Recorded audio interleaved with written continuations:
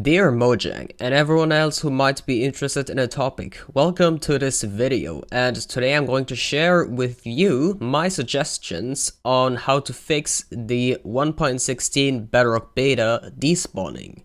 This video is purely objective and it is merely sharing my research, so there is no opinions involved, so it's just facts and just my idea on how to fix the despawning and make it better for everyone and make it Java parity, or well, at least the closest we can with the Bedrock Edition limitations. Alright, let's not waste any time because this is not going to be a short video. Before we start this, let's define a few terms that are going to be used a lot in this video. The first is the instant despawn range. The instant despawn range decides how large the sphere around a player will be, outside of which mobs will get instantly despawned. And the radius, of course, is the distance measured in blocks that is between where the sphere stops and where the player is positioned. The second key word would be simulation distance, and the simulation distance is a variable found in world settings that decides how many chunks are loaded from a player out. And depending on how powerful your device is, it can go up all the way to 12 chunks. The lowest it can go is 4 chunks, and 4 chunk simulation distance is what is set to default on realms. This will be very important later on, so keep that in mind. However, you cannot set it to any value between 4 and 12, it is limited to 4, 6, 8, 10 and 12. In other words, by default, the slider in-game will not allow you to set the simulation distance to 5, 7, 9 or 11. Next keyword is unloaded chunks. The unloaded chunks are the chunks that are outside of the simulation distance or the simulation range. And well, technically things are still processed in those chunks, but for the sake of this video we're just going to ignore that, because the majority of things that are processed outside of the simulated area is really not relevant for the topic of this video. And lastly, Java parity. Java parity is the idea that you would have identical mechanics between Minecraft Bedrock and Minecraft Java Edition. I am not going to discuss whether that's good or not, but this is just the idea itself. Alright, now that we got all of that covered, let's go over what the current conditions are for the mob spawning in Minecraft Bedrock Edition. Alright, so all you need to know about the despawning is that it works similarly to the despawning. It works using ranges, so basically there is a radius starting from the player out, and in a select sphere that is hollow on the inside because mobs won't spawn very close to the player, mobs are able to spawn. So the current radius in the Minecraft Bedrock 1.16 betas and also in the 1.14 versions, and I believe all the way to 1.11. Before 1.11 was a little different. The spawning ranges are 24 to 54 blocks. So from 0 to 24 blocks, nothing spawns. Then I have some gray concrete underneath here. This is 24 blocks. And from 24 to all the way 54 blocks, mobs will be able to spawn. This is of course centered on a player. And this happens spherical, like I said, because the radius is for a sphere, but I have it flat here just to visualize what it looks like. Alright, now I'm just going to demonstrate what the despawning was before the 1.16.0.61 beta dropped, which introduced a scaling change for simulation distances. And well, before that we had something that was very close to so-called Java parity. And basically, the way the despawning worked is as following. So the yellow range I represented here is from 24 to 31 blocks, and it is the range in which mobs will spawn, but absolutely no despawning occurs. This is completely in line with Java Edition. And then we have the orange range, which is from 32 to 54 blocks. This is a range in which a random despawning will occur. There is a 1 in 800 chance, and there is another added requirement where mobs will have to not take any damage. Technically, it is still a little different from the Java Edition implementation, but it effectively results in the same outcome, so we will just leave it at that, and that is fine as well. And then the instant despawning range, which I marked here with some red stained glass, starts right after the mob spawning range stops. So you notice how the mob spawning range, which is the gray concrete, stops, then the instant despawning starts. This system is almost in line with the Java Edition mechanics, except for the fact that the spawning range stops at 54. In Java Edition, the spawning range stops at 128, and that is also where the instant despawn range starts. So let's just quickly go over how things work in Java Edition. 0 to 24, nothing spawns. 24 to 31, things spawn but don't despawn. 32 to 128, things randomly despawn and they spawn like normal. And then from 128 and higher, nothing spawns and stuff instantly despawns. Now let's take a look at the different ranges that were introduced with the 1.16.1.61 update that introduced scaling based on the simulation distance for the instant despawn range. So just to be clear before anything else, all the different values are the same, where the mobs spawn are the same, so it's 24 to 54, where the random despawn occurs has also stayed the same, so that is from 32 to the instant despawn range. So the only really relevant thing here is the instant despawn range. So let's take a look at the different ranges. So for the simulation distance of 4, this is the blue area in which I'm in right now, there will be a instant despawn radius of 44. This is very problematic because, as you might have heard before, the spawn range is 24 to 54. And if the instant despawn range starts at 44, that means that all mobs that start spawning between 44 and 54 will get instantly despawned. So that is both lag inefficient, it causes performance loss for no reason. It is probably not very performance intensive, but it still nonetheless is a source of lag that could be easily avoided. And the fact that mobs will despawn when they spawn between 44 and 54 makes the size of the spawning sphere a lot smaller. So while the spawning sphere technically still has a radius of 24 to 54 blocks, now that mobs instantly despawn after 44, the effective spawning sphere size is reduced by a total of 10 blocks from the outside. And that might not sound like a lot from 24 to 54, but what you don't realize is that because it is towards the outside and it is all spherical, it is actually a massive loss in spawning spaces, and that results in the spawning sphere being less than half the size of what it has been ever before. So that is very problematic, but that only applies on simulation distance 4. The next two instant despawn ranges for simulation distance of 6 and simulation distance of 8 have a consistent formula, which is the simulation distance times 16 minus 10. So let's take a look at those ones. So right here for simulation distance 6, we have an instant despawn range of 86, and that makes a lot of sense, which is of course 6 times 16 is 96, minus 10 is 86. And yes, you can see that it is like this, but you can see something that wasn't here, and that is that this one extends into unloaded chunks. So this is the area outside of the simulation range. We can observe the same thing for the simulation distance of 8.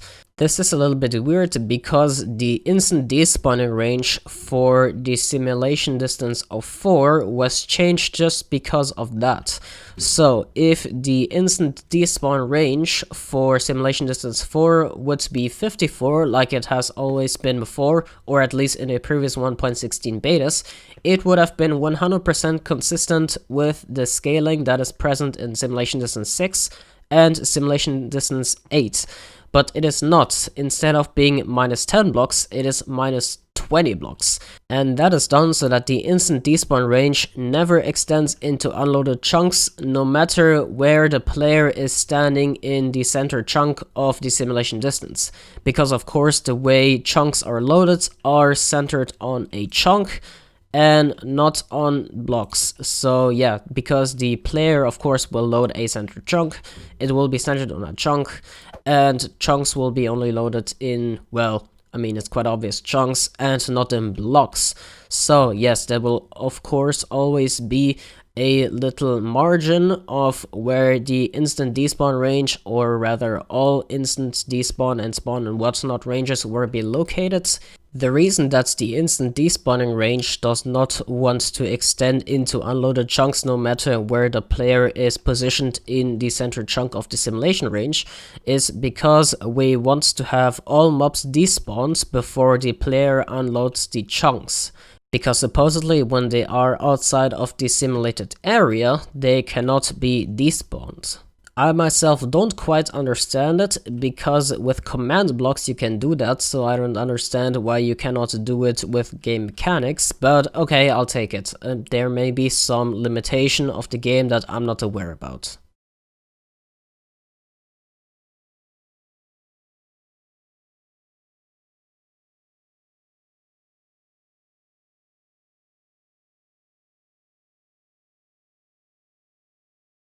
This is why I don't exactly understand why the instant despawn range was reduced for the simulation distance of 4, where it is actually the biggest problem, because the spawning range will overlap with the instant despawning range and cause performance loss and smaller spawning fear and whatnot. But with a simulation range of 6, you can reduce the instant despawn range without any problems. You can have it be inside the simulation range no matter where the player is located in a chunk, and it will never overlap with the spawning range. We can observe the exact same with a simulation distance of 8. We have the instant despawn sphere extending outside of the simulated area, and well, it is a little confusing on why that is. Next up, let's take a look at the simulation distances of 10 and 12, and those two simulation distances actually provide Java Edition parity for the despawning ranges. There are some other things that still need to be discussed though, so let's just take a look at those simulation ranges straight away. So right here we are at a simulation range or simulation distance of 10, and as you can see, the instant despawn radius is 128 blocks. So that is in line with what Java Edition offers. However, the instant despawn sphere, as you can see, extends outside of the simulation distance, and this is for simulation distance of 10. And however, when we go over to the simulation distance of 12, as you can see, it still is 128, and it all is inside of the simulated area. So if you have a device powerful enough to run simulation distance of 12, then you are completely in the clear. You will have absolutely zero problems, and you will have a very nice despawning. That sounds cool, right? Just crank up the simulation distance to 12 and you're done. Well, not exactly. As you can see, there is a butt-ton more chunks loaded in a simulated distance of 12 compared to a simulated distance of 4. As you can see, this is the simulation distance of 4, and it will merely load 57 chunks, which is not a lot at all. When we crank it up to simulation distance of 6, we almost already double the amount of loaded chunks, so you can just imagine how many loaded chunks there are in a simulation distance of 12. Because of that, playing on a simulation distance of 12 on weaker devices would be a pain, because it would be very laggy and, you know, overall just not fun to play, because it would be a very bad performance. Even if you wanted to play with that trade-off, well, you can't, because the maximum simulation distance is calculated based on your device performance. So you will need some sort of strong PC to handle simulation distance 12. It doesn't have to be a super PC, but it should be fairly strong. So that means the vast majority of devices that can run Minecraft Bedrock Edition will not be able to experience this despawning, and that of course is extremely problematic, because, well, remember that whole better together thing? It's not really better better together when you will be limited to an awful despawning range of 44 if you are on a weaker device. But that's not the worst part. Let's go back to a simulation distance of 4. As you may know, realms exist. Yes, the realms is a service hosted by Microsoft or Mojang or whatnot that basically allows you to have a simple server for you and your friends, and it works across all Minecraft Bedrock versions. But the problem is that on realms, the simulation distance is inherently locked to 4 chunks. You cannot change it no matter what, and that is quite understandable because realms are already fairly low performance, and I don't blame them for that because it is an easy service to use and all that, so they gotta make money somewhere. And yeah, you cannot change the simulation distance on realms. So that means on their flagship server products, so realms, you will be locked to a 44 instant despawn range, which, like I described before, is pretty bad because it overlaps with the spawning range, and you will have mobs spawning and instantly despawning. And this is even more so a bad thing on realms because, well, it is laggy when mobs spawn and instantly despawn, and when that occurs on realms, trust me, it's not gonna help with the overall performance of realms. Okay, so now we know how the Java despawning works and how the current Bedrock despawning works. How do we fix it? Well, it is a little more complicated, and for that I will have to show you something new. So, my proposed solution is not purely hypothetical. I'm pretty sure that it could be done. So, what we have right here on screen is a documentation of new despawning parameters that have been added into 1.16, and those are added in order to make despawning data-driven. And if you don't know what data-driven means, it basically just means that it is customizable through behavior packs. And well, we have some parameters right here. We can take a look at them. So previously, before 1.16, so let's just go back to, let's say, where is 1.14? Right here. We can just go to this right here, and let's just look for despawn. As you can see right here, we only have this, so there isn't a lot at all. And now we can just go back to 1.16. Let's just go to 1.16.0.61, and if we search the same, let's go down right here. As you can see, we have a bunch of new things. So first we have the default one, which is the despawn from distance. This is the one we know, and that is currently in use for the instant despawn range. And as you can see, maximum distance is the maximum value, it's 128. And that is conveniently exactly what the Minecraft Java Edition instant despawn range is. So this will despawn mobs based on a radius range centered on the player, and the range is defined right here. For example, this is the maximum range, but it can be anywhere from 32 to 128, as indicated by this part right here. Next we have despawn from chance. This is pretty simple. This is just purely chance based, and we already know how that works. We have despawn from inactivity. This will just despawn the mob after a set amount of time if they stay inactive. And then we have this one. This one is actually the solution to all of our problems, and this is despawn from simulation edge. And this does more or less what it says. It will just despawn a mob if it ever gets outside of the simulated area. Now, on its own, I don't think this is a good solution, because first of all, it does not match up with Java Edition, so it is not Java Edition parity, which is the whole reason changes were being made in the first place. And the second reason is that, of course, chunks are loaded infinitely vertically and limited horizontally, because the way a chunk works is that it's 16 times 16 horizontally, and it's infinite vertically, of course. So that means if we only have despawn from simulation edge, then nothing below you will despawn. You will have to move horizontally to despawn things, and that is of course something we don't want. How does this solve our problems then? Well, it's quite simple. If we have two of those working in tandem, so if we have despawn from simulation edge and despawn from distance working at the same time, then we can effectively achieve Java Edition parity, more or less. So we would have despawn from distance set to 128. So the instant despawn would be at 128 blocks. But then of course we also have to have a compromise for the fact that the simulation distance will often be smaller than the 128 sphere that the player has around him. In fact, that would be the case for every simulation distance except for 12, which, like I mentioned before, will not be doable on most devices. Having the despawn from simulation edge in place would effectively be a compromise for the limitations of Bedrock Edition by just deleting, or rather despawning, everything that gets outside of the simulation distance. Of course, that will not affect mobs that have persistence or should not despawn in normal conditions.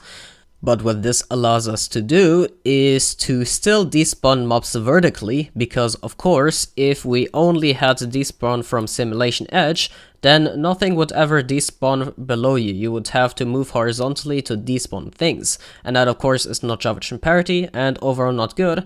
And that it also solves the problems that were present with the 1.16 despawning before the scaling change was introduced, which was already bad. And that of course being is that the 54 instant despawn is really tiny, so yeah, that is problematic. And when we have it to 128, well, first of all, that's not gonna break any mob farms, because pretty much the only mob farms that broke from 54 instant despawn were the ones using fall damage. And trust me, no mob farm using fall damage will break when the despawning range is 128 blocks. And second of all, the effort for making a perimeter for a mob farm will be more in line with what Java Edition has. So it's not just making things easier for the player, it's just making it more balanced and more the way it has always been in Java Edition. And that is a good thing, because it is a pretty good system, I have to say. So you would have to dig out a 128 blocks radius sphere, or depending on your simulation distance, it could be lower. But you would have to dig out more than just a 54 block sphere, and that is just overall more fair, more balanced, and well, there is no real downside here. Hopefully that's convincing enough for you, and if any developer is watching this, please consider this. I really think that this is a good solution for all of the problems we have. And well, it does indeed bring the despawning mechanics somewhat in line with Java Edition, and that's what most people are really wanting. It is Java Edition parity. So if you guys are gonna go with negative parity changes that have been occurring multiple times, at least make the good ones, or at least the ones that made the games more balanced and more in line with Java Edition. So if you're wondering what the site is that I showed before, its name is bedrock.dev, I will link it in the description, and basically there is documentation for new 1.16 data-driven mechanics, and overall it is just a site to have documentation about how to make add-ons and whatnot. So yes, I will link that in the description. I also want to give some thanks to many people with who I researched on how to possibly solve the despawning situation. There are some other solutions that are possible, but in my opinion, this is the best solution that is available. And one last small thing I want to address is a question that would commonly pop up when you think about what I just showed. And that is, well, if it is already in the documentation and it is data driven for add-ons, why don't you just do it yourself? Well, quite simply, first of all, if you implement it into an add-on, you cannot use both of them at the same time. It will just prioritize one over the other, but that of course is something that could be solved if you implement it into the actual game itself. I'm pretty sure you could. At least I hope so. Once again, I am not aware of the game's limitations, but well, that should be the solution. And secondly, someone did try to make an add-on out of these new parameters, and well, it for some reason didn't work at all. It just wouldn't overwrite the default values that are present in game. Okay, one last thing before I end this video. Of course, if there is an obvious oversight, then I am sorry, but I hope I didn't have any of those, and you can gladly point those out in the comment section. But yeah, I think I did my research on this, and I just want to share my ideas on how we can have a better despawning for Minecraft Bedrock Edition. Well, that's about it. Thank you, Minecraft Bedrock Edition developers, for listening. Thank you, my viewers, for watching. And well, subscribe and whatnot. And I'll see you around. Bye.